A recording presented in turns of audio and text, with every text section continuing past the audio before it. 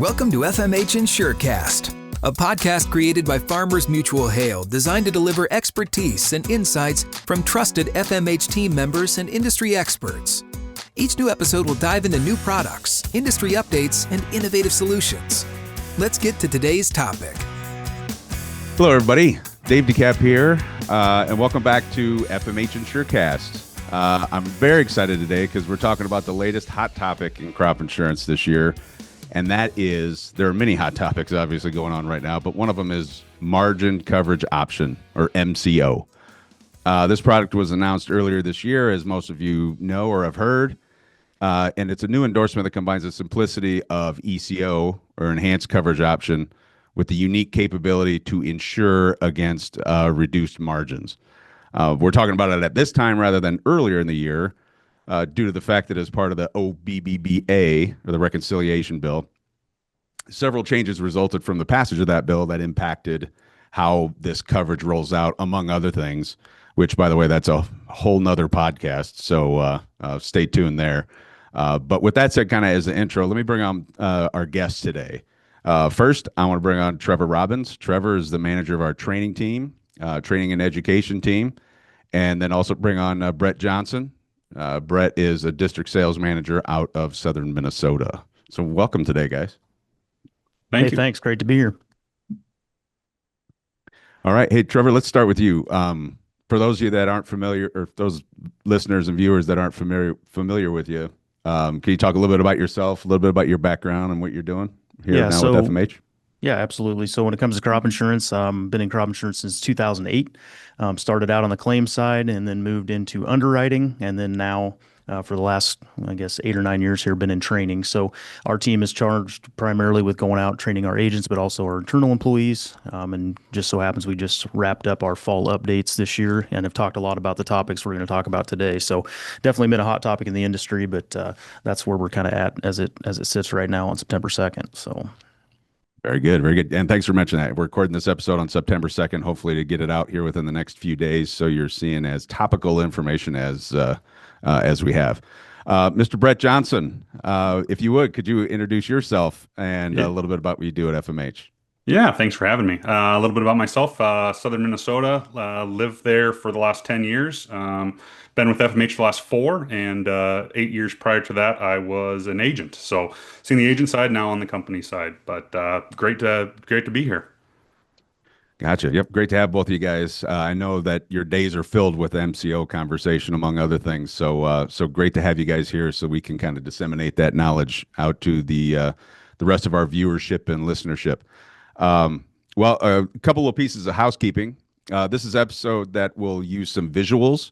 We're going to dive into MCO a little bit and talk about some of these experiences, as well as talking about what the coverage actually is and what it's composed of. So if you're listening on a podcast app, that's fantastic. Just know that if you check us out on YouTube, you'll be able to see the visuals that we're presenting. So, and the guys will do a great job talking through some of these things. So hopefully you wouldn't have to, refer back and forth. So with that said, Trevor, maybe if you can bring up the information and we can start with a little refresher of ECO, since the coverages are similar and a lot of folks probably interested in how ECO performed this year out in the countryside. All right, so let's go ahead and jump right into enhanced coverage options. So before we talk MCO a little bit, ECO is one of those products that we want to touch on just because it has been a big player in the market here lately. Something that we talk about, because we're talking about ECO with MCO, is because they're essentially covering the same bands of coverage. So just some basics background on ECO. What we're looking at is an area band coverage for a portion of your policy. So whatever you got for individual policy, we're stacking on a little bit of area plan or county-based coverage. It's added as an endorsement to either yield protection, revenue protection, or revenue protection policies that have harvest price exclusions. So 3 options there. It is a spring sales closing date. So generally, we're talking in those 131, 228, or one of the larger ones, the March 15th sales closing date. But one thing to talk about with ECO this year is a new 80% subsidy. So with some changes here with the One Big Beautiful Act bill, we now have subsidy increases with some of these endorsements.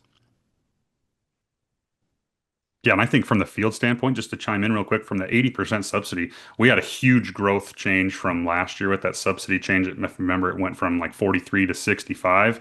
That was a significant play in the industry, both in southern Minnesota and on a national footprint. And I think 65 to 80 is just going to make that even more of a play in the spring if MCO is not the option. All right, so just real quick on the basics. So, and again, some of you able to see this on YouTube and in the visual, but essentially what ECO is doing is creating that band coverage. So, just as an example, let's just say you were to choose the 75% or 80% individual level on your MPCI policy. ECO gives you a couple of different bands, either from the 90 to 86 or the 95 down to 86%. So you could have essentially a gap, but what it does is it's allowing you to insure some of that top end coverage on top of your individual multi-peril policy. So a couple of band options, either it's that 4% band or that extra 9% band on the top end. So when we're talking about why behind these supplemental products, some of the big key points here, lenders out there encourage those levels that are higher for protection for financing. What we're looking to do is we're giving those farmers just a little bit of extra coverage on top of that individual MPCI coverage level that they're already carrying. Because it is possible to experience an individual loss, they may not receive an ECO or MCO payment that we'll talk about here, or vice versa. But that is something to take a look at when you're applying coverage on top of that individual policy. And then, as we've discussed, that higher subsidized premium. It's more than other product endorsements. With that 80% level, definitely incentivizes more to look at ECO and MCO. Yeah, and I just don't think we can highlight enough that new subsidy increase, how popular that will make that product. I know from us, from a standpoint, had large growth like we already highlighted from the last year. I think that growth will continue to happen, obviously, with that subsidy continued to increase. Kind of tying in those farm programs, there's a lot of encouragement to purchase these top end products for those other products or those other programs. Yeah, that's one of the very large decisions. So you got MCO, which we're getting ready to talk about. You got ECO for the spring, and you got the increased premium discount, right? So the conversations I've heard just kind of secondhand or in agents that I've met with, kind of on a one-off basis has been there's going to be a lot of conversation here over the next few months. Well, obviously this month for MCO, but over the next few months about what the ultimate uptake of ECO is going to be, SCO, because now it's not tied to your ARC decision and that type of thing. Brett, would you say that's the same kind of conversation you're hearing? Yeah, it's a lot of the same kind of conversations. I've heard one agents say, obviously, it's not a blanket statement for everybody, but a statement saying, "Hey, we're just deciding whether they want MCO or ECO, but 95%, 100% of my guys are going to be taking one of these area-based plans just because of how highly subsidized and how high of a level trigger there is out there for guys to get at that price point." So definitely a lot of buzz, a lot of coffee shop talk. It's just kind of going to make that decision whether MCO, ECO, SCO, which plan kind of program fits your need as an individual farmer. Well, and ultimately that's what we're, trying to do at FMH. And, as we're talking about MPCI products, crop insurance products all together, subsidy is always a good thing. And, as far as allowing it to be more affordable for the grower. But ultimately we're looking at how much, and what we're going to be talking about here soon, are input costs, right? So we all know the marketplace gets tougher. Everything gets more expensive every year. So how are we ultimately covering that top end and maximizing our dollars at the end of the year is really one of our big reasons why we educate everybody on ECO and products like this. All right, so without any further delay, we'll go right into margin coverage options. So again, mentioned it's a new option for 2026. And so just a little bit of background. So some of you may be familiar with margin protection. So that's something that has been out for a few years, an actual policy that came out. Now in conjunction with margin protection comes MCO, but as a background with margin protection, really what we're doing here is we're providing some coverage against the unexpected decreases in our operating margin. Okay, so the end margin at the end of the year, this could be reduced county yields. This could be because of those reduction in commodity prices, increased prices of selected inputs, which again, it could be that you have those inputs costing a certain premium for you a certain dollar amount in the fall, and then come next spring or into the ensuing fall, we're looking at those increases. So it could be those or any combination of the above. The one thing to keep in mind with any of these products is we're looking at county level estimates. So it's not necessarily looking at an individual producer's input cost, but it is looking at a county level for those estimates on margin protection. So kind of the concept is we're looking at the operating margin, which is really equaling our price times our yield, and then minus our cost. This particular product is designed to transfer that risk from farmers to the market, to AIPs, and part of that being shared by RMA and the government. Assure that also that farmers have those potential losses are limited at the year end. So again, another product that's looking to be able to mitigate those losses when we're finally done and the harvest is complete and we're looking at our final margin. So essentially what we're seeing here is the remaining money that we have after harvest, after selling and paying those operating costs. That's what we're looking at with the margin. This product was built because with the belief that that's what farmers want to ensure. Again, may not be an option for every farmer, but it is something to look at, and that's the concept behind it. So now we'll jump into MCO. So a little bit of background on the margin protection, but it's very, very similar in the way it works. Okay, and what you'll notice here, again, this year now, it just came about, and it does have the 80% subsidy. So we are looking at those losses that are caused by reduction in county yields or commodity prices, increased prices, or a combination of any of those perils. So where is it available? So these are the pilot expansion areas for this first year. There's going to be 12 margin protection states, and those states are going to mirror where MCO is available. So this is where, for at least for 2026, we'll be able to see MCO sold and purchased by insureds. So these are some things to kind of touch on when we're talking about payments. So I think anytime we talk about some of these endorsements, I think what we're used to talking, whether it's on the sales side or whether we're training, is those individual insurance, right? A lot of us are used to, we have our individual farms, we have those individual policies that we're looking to insure with. MCO is looking at those payments to be made when we've got those harvest margins for a county that are lower than what we've got for a set trigger margin. So essentially we're looking at, again, keep in mind this is that extra coverage above and beyond your individual policy. But we're looking at a set county number just to make it easy. We're looking at set county numbers based on our expected pricing and then also those yields. And then finally, we'll see whether or not we have an indemnity triggered when we have an area loss in the expected margin. Again, that could be a combination of any of those things, those price movements or the yields that are reducing. Yeah, I think one thing to keep in mind too, or just to take a peek at if you're looking at either MCO, margin protection, ECO, make sure that you're getting the most up-to-date info on that county data.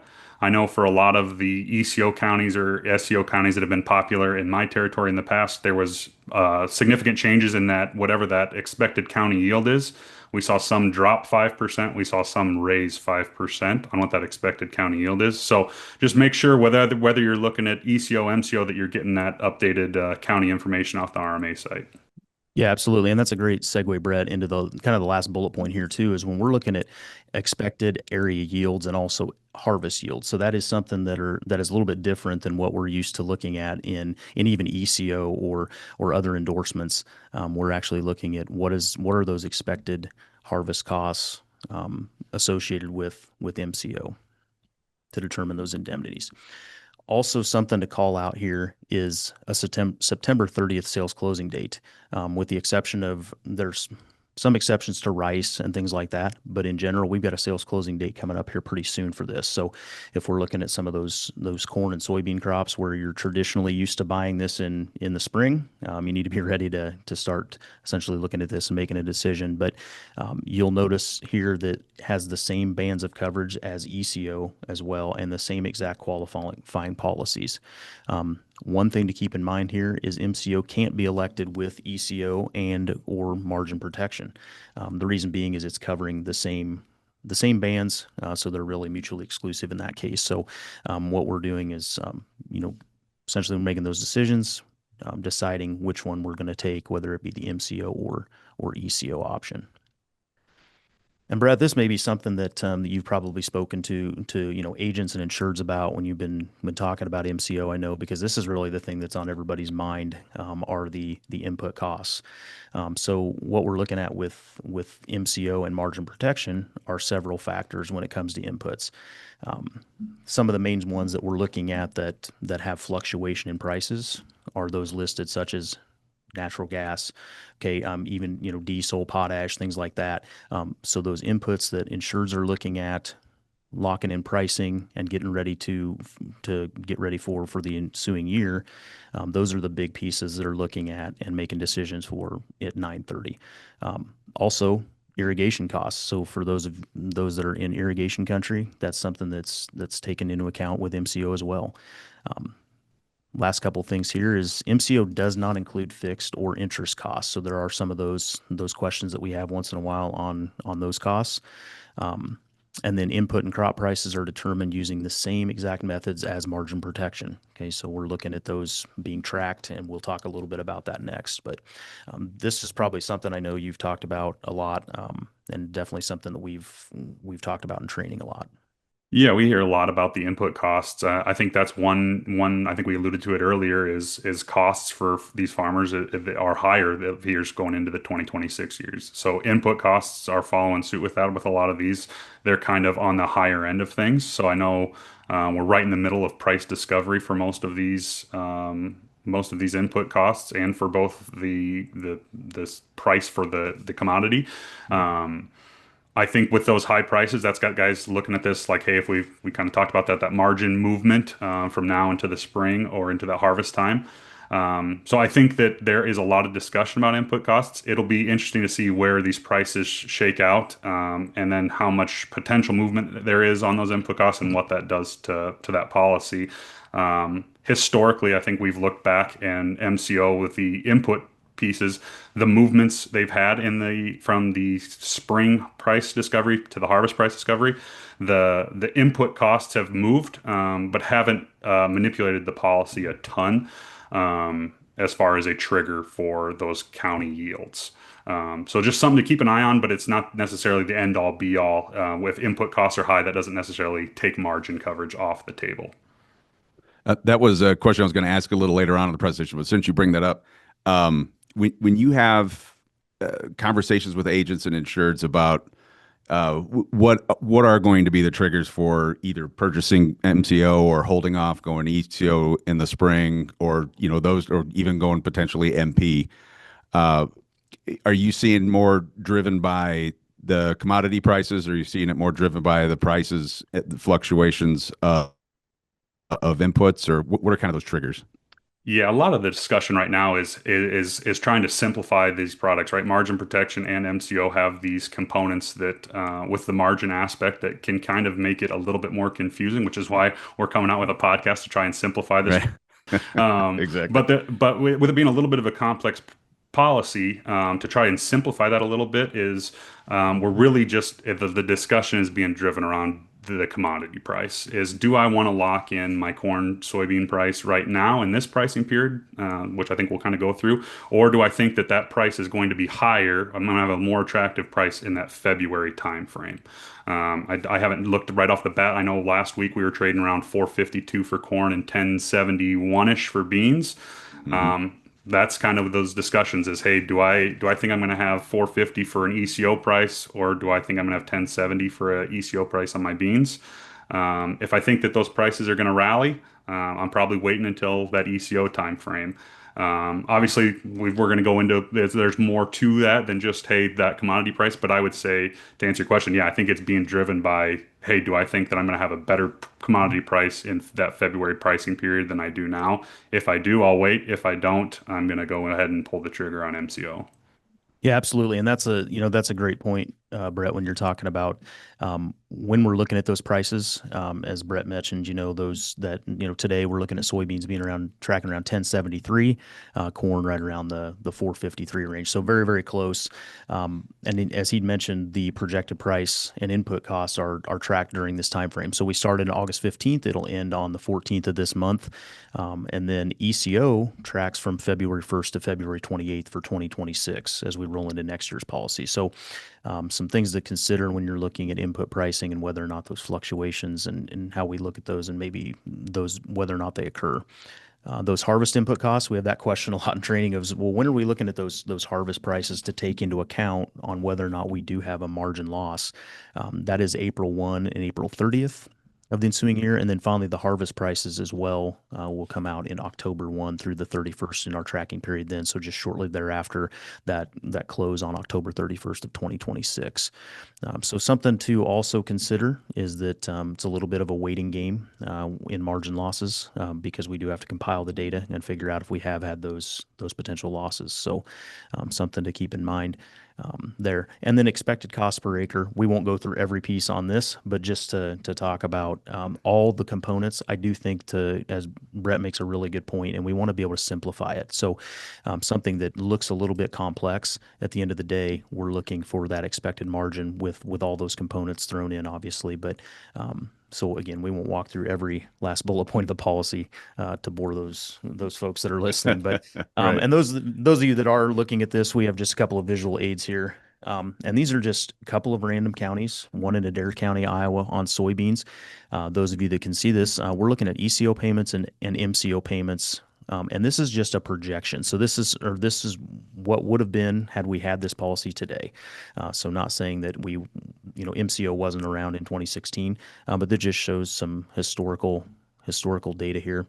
But what this really tells is, depending on where you're at in the country, it could drastically change. In these cases, Adair County soybeans in 23 and 24, we wouldn't have had any sort of ECO payment, but they would have in fact had an MCO payment. And if you go a little bit further north in Worth County, they would have been paid 100% on ECO because they had some larger losses there in the northern part of the state. And then also MCO would have been the same. And a lot of that has to do with the yield reductions. So the expected yields dropped substantially, and then also with the price changes. Specifically in 2023, margin protection was taken because the soybean price was quite a bit more at the time it was tracking in the fall prior to the spring sales closing dates. So that's why it tended to be a more popular product then as well. Yeah, I think just kind of an interesting thing is you look at it historically, like you said, these are just two counties. So obviously each county is a little bit different. But when you look at the two counties, the MCO price on this screen shows that we had a harvest or a higher price 2 of the 10 years. The other 10 years, the ECO price was higher. But when you look at performance, they perform very, very similar still, even though we haven't had that price. So I guess that kind of reverts us back to when we're making that decision. If we're comfortable with that price, they still have historically worked very, very similar with the years that have triggered. So just once again, kind of revert back to try to simplify it is, are we comfortable with that commodity price, whatever it comes in at? Yeah, absolutely. So just a few things just for MCO considerations to kind of round out here. Just a reminder, expected and harvest costs are considered. But that earlier sales closing date is something that you want to be aware of, is that's coming up here very soon. Again, just a little bit different than what we're used to with individual. We're looking at that profit margin that grower is trying to cover based on those fluctuation of inputs and market pricing that we talked about. And then indemnities are paid when those final county yields are available. So in the spring/summer of the following year, those are announced and then paid the next year. So those are some big things to keep in mind when you're considering MCO. And also, as Brett mentioned, probably one of the bigger ones is just looking and seeing how those prices are going to track from here on till the end of the tracking period. Yeah, one thing to point out too, it mentions indemnities paid that final spring. Just a reminder, we're buying this in September of 25 for the 26 crop year. So that following spring is actually that June-July timeframe of 2027. So you are carrying it for quite a long time before that payment or potential payment would come. We talk a lot, and rightfully so, about keeping this as simple as possible, understanding the details that lead up to the ultimate decision, but really trying to keep it as easy to understand and get people comfortable. This is really a question for both of you guys. What are you seeing that maybe listeners to this podcast, as far as concerns they could take away, or that you're seeing and that they could learn from? You know what I mean? So if you've got some concerns or misunderstandings that are kind of, you're seeing trends of, What are those, and kind of how are you addressing those? And maybe some of the listeners can benefit from that as well. Yeah, I think in the field, the things that we're seeing the most of is we're just a reminder when we're locking in this price or the whether we're purchasing MCO or ECO. It's a little different. It's a little reminder that it's only a 9% band. We're not locking in this price for all of our crop insurance. We still going to make our unit structure elections and our other price period for our underlying multi-peril. So really, we're just locking in that top 9 or 4% band, whichever policy we pick. So from that aspect, I think it gives a little bit of sense of relief as, hey, I'm not putting all my eggs into this fall basket. I think the other thing to just kind of think about or remind ourselves is when we look back at that historical analyzer, and it's going to be different on each county, but like we said earlier, they have historically performed fairly similar. Obviously, it's not an all end all be all, but I think just working through that with your agent, finding out if it works for you, what that price is, what covers your costs, and what your outlook is for the total year, and just really trying to tailor whether it's MCO, margin protection, ECO, finding what the best risk plan is for you as an individual, and not just follow the masses. So I would say work with your agent, find what's a good price point for you, and a good product for you, and then work with that agent. Yeah, a lot of what Brett's saying. I mean, I think that from a training side with our agencies, or whether even it's with grower groups or insureds, I think that's the biggest thing is don't get lost in all of the. We could sit here and talk calculations all day. That's not going to be any fun, right? But I think the biggest thing is differentiating it from an individual policy. Is the biggest piece of understanding what are those inputs, what are we looking at from a price and yield standpoint from my county, because they are so different. So I think that's the biggest thing is when you're purchasing this, you're looking at it is where is my ground located, and if I'm an agent, I'm talking to that individual insured to say this is kind of what we're seeing from your tracked your triggers and things like that.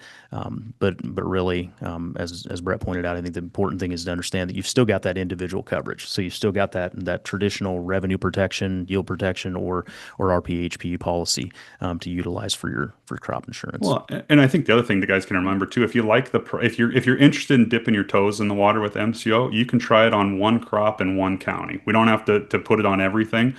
So if you like the way the price is on beans and you want to try it in one of your counties, you can just try it with one and throw ECO or just your individual coverage, whatever fits you on the other county or the other crop. So you don't, like I said, don't have to put all eggs in that basket. There is some flexibility with options, whether it's this crop or this county. Yeah, that's great feedback, guys. Thanks, because you can see how that misunderstanding, because it's a new product, you're trying to engulf the whole thing and understand everything. I can see how some of those misunderstandings can occur.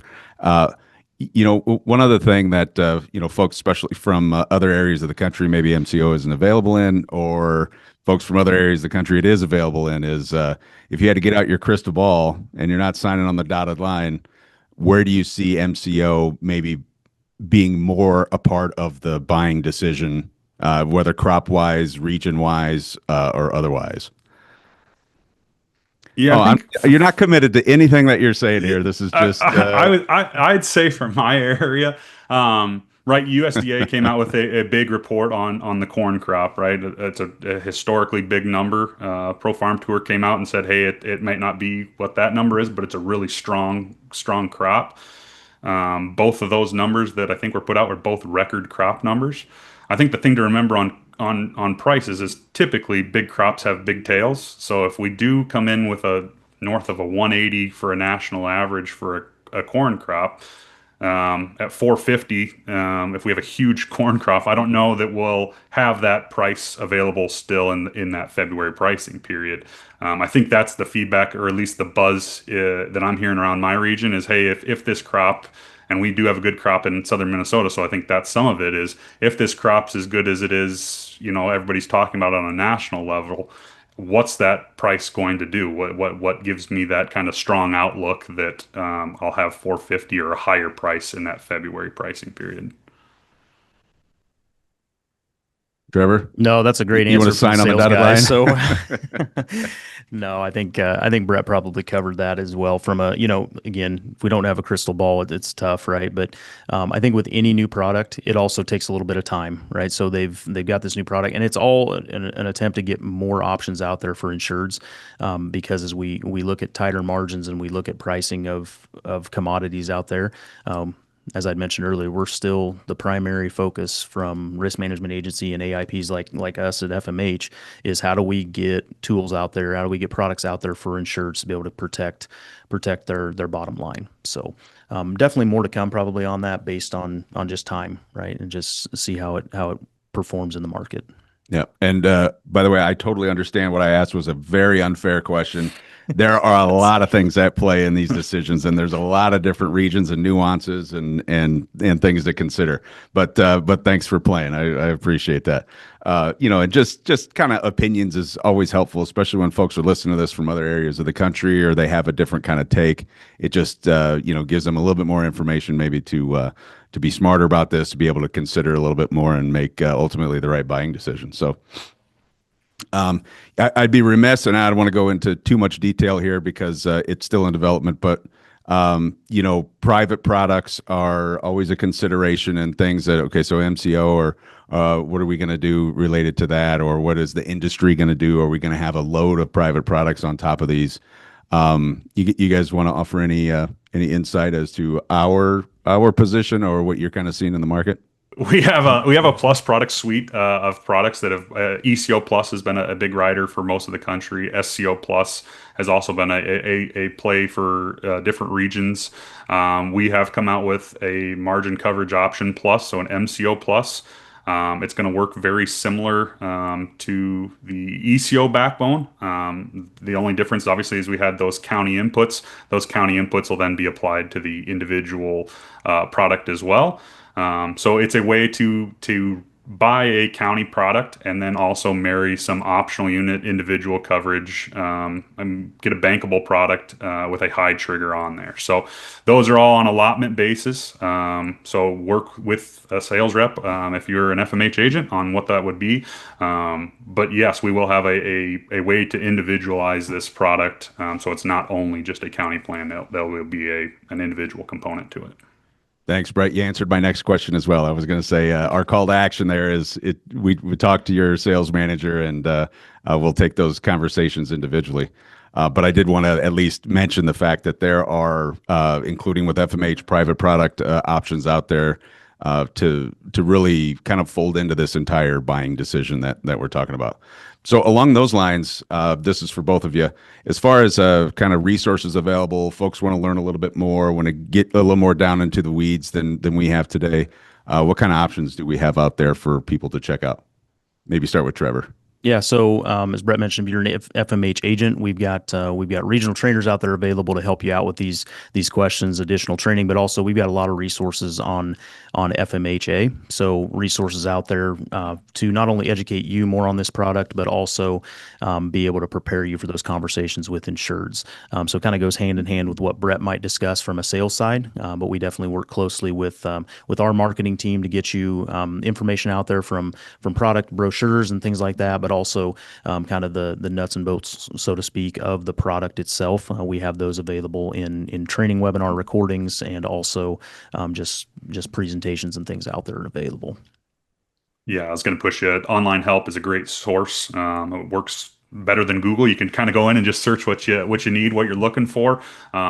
It's got the webinar trainings on there as well. The other thing is in the private product, the manuals. If you're wanting to look through either the county product or the private product, to go through and read the manuals, get the nuts and bolts out. Those are always a play. And then obviously utilize your sales rep.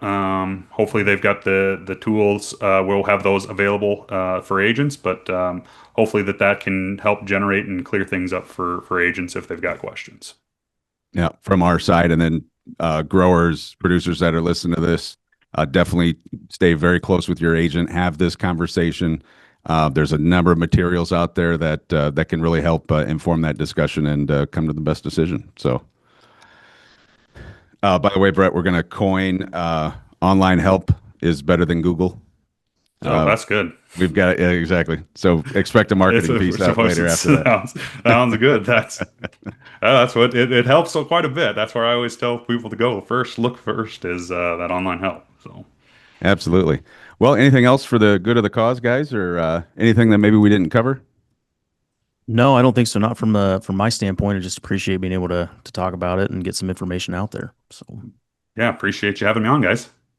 Absolutely. So, and thank you both for lending your expertise, spending a little time talking about MCO, new product out on the market. Buying decision is coming up very, very soon. So make sure you take advantage of the options and resources available out there. And about time to end our conversation today. So let me say thank you for listening. Thank you everybody for watching either on YouTube or listening on your favorite podcast app. Please make sure to subscribe and follow so you can catch all the episodes as they come up. And just want to thank everybody for listening and have a fantastic day. You've been listening to FMH Insurecast. We appreciate you joining us today and would like to hear from you. If you have questions about today's topic or an idea to share for an upcoming podcast, you can contact us at fmhpodcast@fmh.com. Thanks for listening. This podcast is intended for information purposes only. See policy provisions, terms, and conditions for details. Products underwritten by Farmers Mutual Hail Insurance Company of Iowa and its affiliates, West Des Moines, Iowa. Farmers Mutual Hail is an equal opportunity provider.